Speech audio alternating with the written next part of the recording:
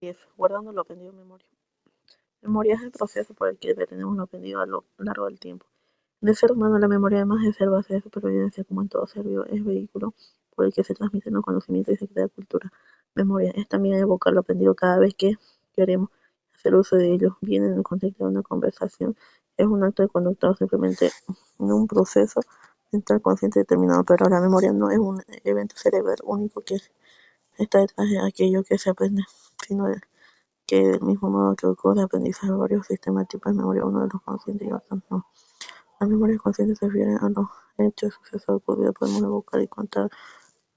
Son memorias declarativas explícitas, por ejemplo, donde en qué conversación se mantuvo ayer con un amigo. Este tipo de memoria en la que se suele referir de modo más general lo que propiamente la memoria humana, aquella que hablamos todos los días y que se pierde, deteriora con la edad o debido a enfermedades neurodegenerativas como la demencia.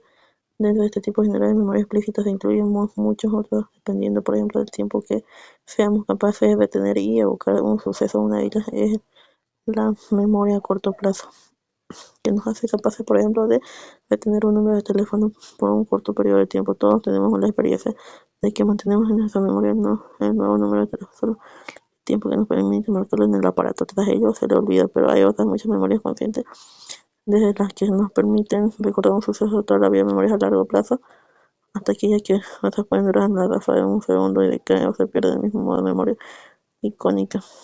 Y en medio, además, tenemos las denominadas memorias de trabajo, manipulación temporal de información que nos permite hilar los conceptos que evocamos en el pensamiento y así poder razonar, pensar.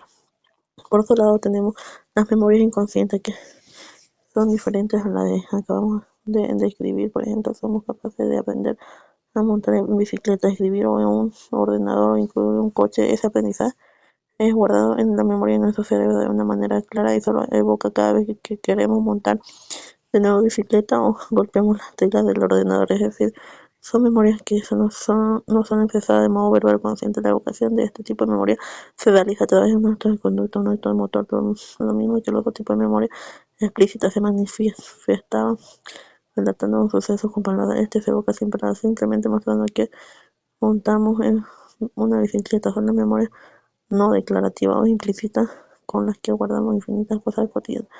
No todos los días, desde la salsa de tomate a batir huevos en la cocina hasta la rapidez con la que ejecutamos la lectura de un libro, pero hay además muchos otros tipos de memorias. Por ejemplo, existe un tipo de aprendizaje y memoria que permite asociar sucesos a los que no somos conscientes, pero que nuestro cerebro aprende y memoriza y facilita nuestra relación con el mundo.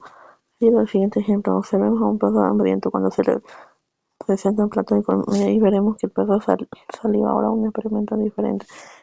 Y delante del mismo perro hambriento, en lugar de presentarle comida, hacemos sonar una campanilla o un timbre. Veremos que, como era de esperar, estas nuevas condiciones, el perro no saliva. Ahora hagamos un tercer experimento. En este, cada vez que le acercamos la comida al perro, hagamos sonar esa misma campanilla o ese timbre al mismo tiempo. Repitamos este último experimento muchas veces. Pasado, pongamos último experimento. En esta ocasión solo hacemos sonar la campanilla o el timbre sin aproximar el alimento, y esta vez al contrario de lo que observamos la primera vez, y esta vez al contrario de lo que observamos la primera vez. El perro ahora sí saliva. Esta el animal asocia el sonido de la campanilla al timbre con la comida, y la presentación de uno u otro hace al animal anticipar el alimento y realizar respuesta de salivación.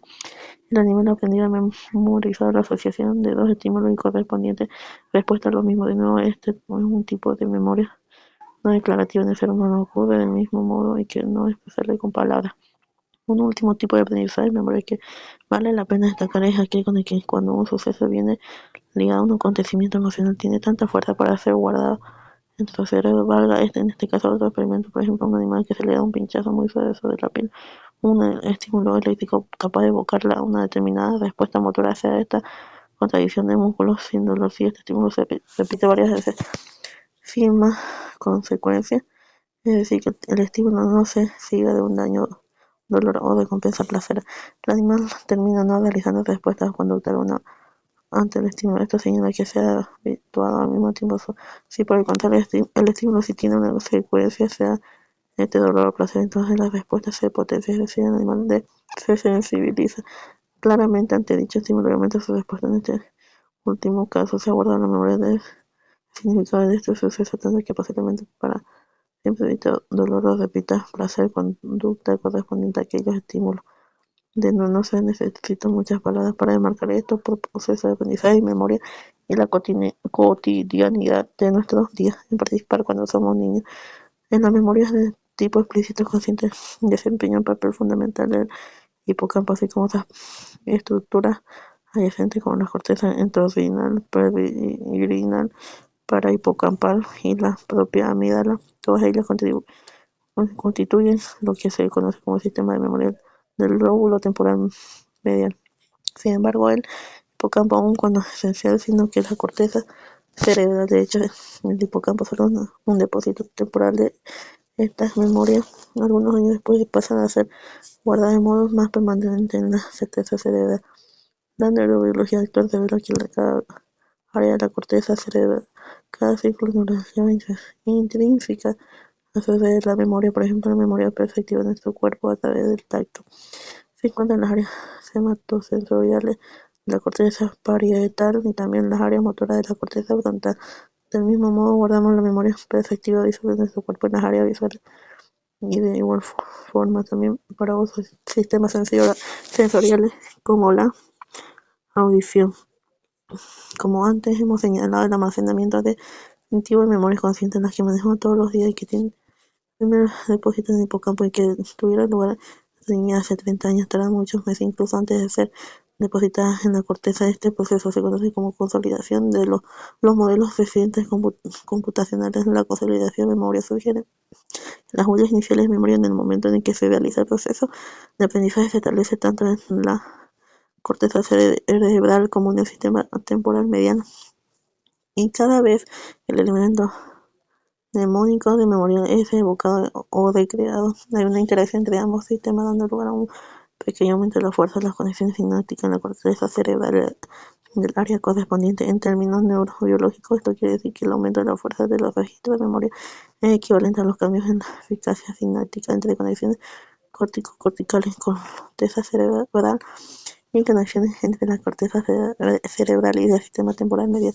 Los procesos de memoria, como ya señalaba a propósito del aprendizaje, posiblemente conllevan una cooperación entre los sistemas conscientes y los no conscientes, al menos en lo que se refiere a su expresión en la conducta. Está claro que en el caso de las memorias declarativas conscientes, un suceso cualquiera que nos ocurra, como conocer a una persona que nos impacte, puede modificar nuestra conducta, y lo sabemos, somos conscientes de ello. Este tipo de memorias pueden ser evocadas, traídas de la conciencia a la mente, bien como pensamientos y más como una imagen visual frente a ellos. Sin embargo, los otros tipos de memoria de los que ya hemos hablado, no declarativas, son conscientes y en ellas el conocimiento adquirido se expresa en los propios mecanismos de la conducta, sin que nunca puedan aparecer conscientemente ninguna tras la última memoria en estas palabras. Un suceso que nos ocurra y que hagamos memoria no consciente se registra en área cerebro que luego pueden modificar nuestra conducta inés, así como sin saber por qué hay personas, lugares, cosas, animales que nos puedan resultar desagradables, debido a que alguna vez ocurrió algo relacionado con ellos, de lo que no guardamos un registro de memoria consciente. Un ejemplo de este proceso fue expuesto en el capítulo anterior sobre aprendizaje.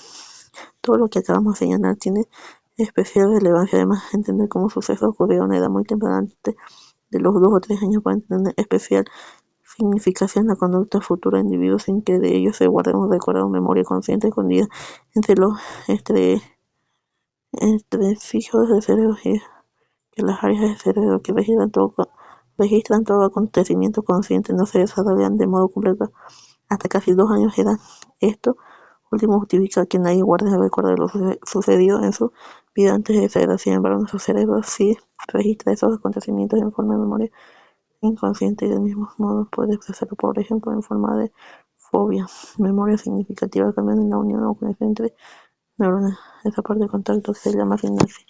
Precisamente el cambio morfológico de la sinapsis como resultado del proceso de aprendizaje y memoria se observan en el hipocampo. En términos neurobiológicos, se expresa en que una sinapsis que se usa repetidamente se repite lo aprendido, se hace más eficaz, es decir, el umbral de estimulación para que la señal se transmite de una neurona a otra se hace menor y necesita de estímulos cada vez menores para alcanzar una determinada respuesta. La neurona, a través de los cambios sinápticos, recuerda los sucedió, y esto es probablemente la memoria, es decir, un cambio físico entre neuronas que se puede ser permanente y que puede ser activado, evocado y por tanto rememorado. Hoy sabemos además que estos cambios ocurren en la microestructura neuronal de modo que actividad sináptica da lugar a su crecimiento por sus efectos de la síntesis de ARN, por tanto, sobre la proteína y otras macromoléculas. En efecto, no solo la sinapsis cambia su morfología como consecuencia de los procesos de aprendizaje y memoria, sino también los mecanismos genéticos que dan lugar a tales cambios bioquímicos, morfológicos, anatómicos, funcionales, un fenómeno neuronal encontrado en el hipocampo que se ha denominado potenciación a lo largo del plazo, de que se conocen mecanismos genéticos moleculares. Se ha postulado como evidencia de las que las neuronas pueden recordar los estímulos que reciben. La más simple interpretación de todo lo que acabamos de señalar en la formación de la memoria ocurre que un conjunto de sinapsis en un determinado circuito neuronal corresponde a una experiencia de aprendizaje relevante con una cascada de procesos moleculares que ha comenzado con cambios sinápticos transitorios culmina en la síntesis de nuevo de macromoléculas de insertadas en los terminales sinápticos. Cambia de número y la fuerza de estas sinapsis varían sus propiedades de señalización, formando con ello la representación de la experiencia. Pues bien, todos estos conocimientos deberían llevarnos eventualmente a encontrar métodos capaces de hacer más efectivos los procesos de memoria en el niño, y ello cuando no vinculado directamente con el descrito sobre las bases moleculares de la memoria. Se está haciendo con la psicología cognitiva, que trabaja en crear diseños de ambientes que faciliten o potencien la memoria en el contexto del colegio. En particular es en el colegio y en la interacción social con los otros niños, donde se ejercita la capacidad cognitiva requeridas para el aprendizaje de nuevas asociaciones e interacción de redes neuronales que maduran y se desarrollan luego a lo largo de toda la vida de las personas. Parece evidente que la grabación de tensiones de recuperación, educación de sucesos y hechos a edades tempranas conforman la base y facilitan pues, la adquisición de nuevos conocimientos. De ahí lo importante de diseños experimentales que permiten conocer los mecanismos y las posibilidades de modificar y cambiar lo que se aprende, memoriza temprano, proveer con ello nuevas ideas relevantes para la educación. Diseños que deberían ser diferentes para el estudio de las distintas etapas del arco vital humano.